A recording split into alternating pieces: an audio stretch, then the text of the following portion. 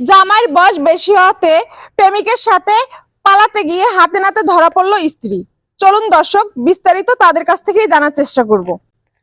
আচ্ছা, আপনি যে মানে আপনার প্রেমিকের সাথে পালাতে গিয়ে এইভাবে হাতে নাতে ধরা পড়লেন, এটার কারণ কি একটু বলবেন প্লিজ? আচ্ছা আপু, আপনি দেখেন তো আমার স্বামীর সাথে কি আমাকে মানায়?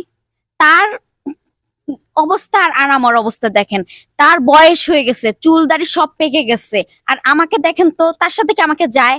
তার মানে আপনি বলতে চাচ্ছেন তার বয়স বেশি হওয়ার কারণে আপনি আপনার বয়ফ্রেন্ডের সাথে পালাতে চাচ্ছেন? হ্যাঁ। আর আমার বাপ মা আমাকে বিয়ে দিছে, ঠিক আছে, টাকার সাথে বিয়ে দিছে, আমার তো টাকা দরকার না, আমার স্বামী সংসার দরকার। আপনি যখন মানে বিয়ে করলেন এই বৃদ্ধ লোকটাকে, তখন আপনি আপনার বাবা মাকে বলার চেষ্টা করেননি? হ্যাঁ করছিলাম, আমার বাপ মা আমাকে শুনে নেই আমার কোনো কথা, এই কারণে তার সাথে আমাকে বিয়ে দিয়ে দিছে। আর সে তো আমার কোনো কিছু দায়িত্ব পালন করতে পারে না, টাকা দিয়ে কি সবকিছু হয়? আমার কি আর কিছু লাগে না? যেটা আমার লাগে সেটা দিতে পারতো, এই জন্য। তার মানে বলতে চাচ্ছেন আপনার চাহিদা কোনোভাবেই মেটাতে পারে না এই আপনার হাজবেন্ড? না। আচ্ছা দর্শক, এখানে মানে তার চাহিদা এই আমাদের তার বর কোনোভাবেই চেষ্টা মানে তার চাহিদা পূরণ করতে পারে না। আমি তো তার কাছেই জানার চেষ্টা করব। আচ্ছা আঙ্কেল, আপনার ওয়াইফ এটাই তো? জি। তো আপনার ওয়াইফ যে তার মানে বয়ফ্রেন্ডের সাথে পালাতে গিয়ে এভাবে ধরা পড়লো, এটার মানে আপনি কতটুকু কি বলবেন আমাদের একটু প্লিজ বলেন। আসলে কি বলবো, লজ্জা লাগে। আমার এই স্ত্রী খুব বিয়ে করেছি ছোট, আমার বয়সটা একটু বেশি, কিন্তু দোষ কিন্তু আমার না। ওর মা বাপ আমার কাছ থেকে 5 লক্ষ টাকা নিয়েছে, আমার কাছে বিয়ে দিয়েছে। আমি একটু সুখ শান্তির জন্য তাকে বিয়ে করে আনছি। আর ওনার এত ঝাল, কাঁচামরিচ, ছোট কাঁচামরিচের ঝাল বেশি। তো ইনার অবস্থা এই আমার স্ত্রীর। আমি এই জাল তো সইতে পারি না, এত জাল সইতে পারবো? আমার বয়স 60 হয়েছে, সেই কারণে সে আমাকে আমাকে এই বলে আমি তাকে দিতে পারি। আমি কিন্তু সব দিয়েছি, টাকা পয়সা। এইভাবে পালাতে গিয়ে এইভাবে ধরা পড়লো, এখন আপনারা কি করবেন? এই আপনার ওয়াইফকে নিয়ে কি আপনারা সংসার করবেন, না তাকে কি এখন কি সিদ্ধান্ত নিবেন আর কি, সেটা একটু প্লিজ বলবেন। দেখুন, এই বয়সে আমাকে কে বিয়ে দিবে? আমি যাই করেছে আমি মেনে নেব।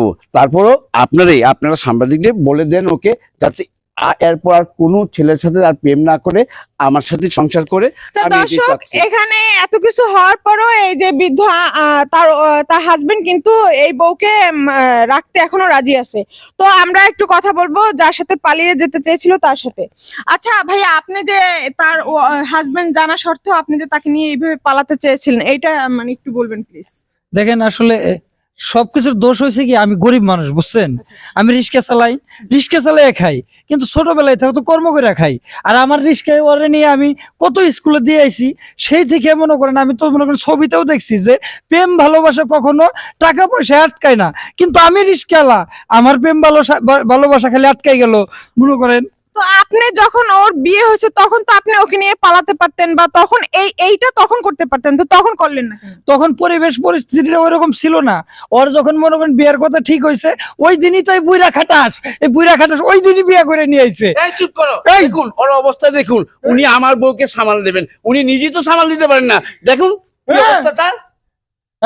কথাই আছে না যে পেট মোটা হইলেই দারোগা হয় না, বুঝো নাই? আমি মনে করো জায়গা মতো ঠিকই জাল আছে, না হইলে কি এই রাইতে তোমার এই যে বাড়ি ঘর থুয়া আমার লগে রিস্কালা আমার লগে যাইবে চাইতেছে। আমার চুপ করো, নিজের শরীরটা দেখো। হ্যাঁ, শরীরটা দেখো, শরীরের কি দেখো। আচ্ছা আপু, আপনি এখন কি করতে যাচ্ছেন? এখন কি আপনি আপনার হাজবেন্ড এখনো আপনাকে মানে আপনার ভুলটা শুধরে নিয়ে সংসার করার জন্য অফার করছে, আপনি এখন কি বলতে চাচ্ছেন? আমি এখন একটা কথাই বলে, আমি তার সাথে থাকবো না, আমি তার সাথেই যাব। কারণ সে আমার যেটা দরকার সেটা তো সে দিতে পারে না, আর যে দিতে পারে আমি তার সাথেই যেতে চাই। ওই কি দিব? ওর কাছে কি আছে? রসকস কিছুই নাই তো। তোমার কাছে কি আছে? খালি টাকাই আছে, তোমার ভিতরে রসকস নেই। তারপর হালকা আছে, এত কিছুই নাই। দর্শক, এখানে যত সময় যাচ্ছে তত জটিল হয়ে যাচ্ছে মানে সমস্যা। তো এখানে শুধুমাত্র একটাই বুঝতে পারলাম যে তার স্বামীকে সে ছেড়ে যাবে তার চাহিদার কারণে। আসলে স্বামী স্ত্রীর সম্পর্ক এমনই একটা মধুর সম্পর্ক, সেখানে চাহিদা কোনো স্বার্থ কোনো কিছুই আসে যায় না। কিন্তু আপুটা হয়তো বা ভুল করতে যাচ্ছে, এরকমের কারো করা উচিত না।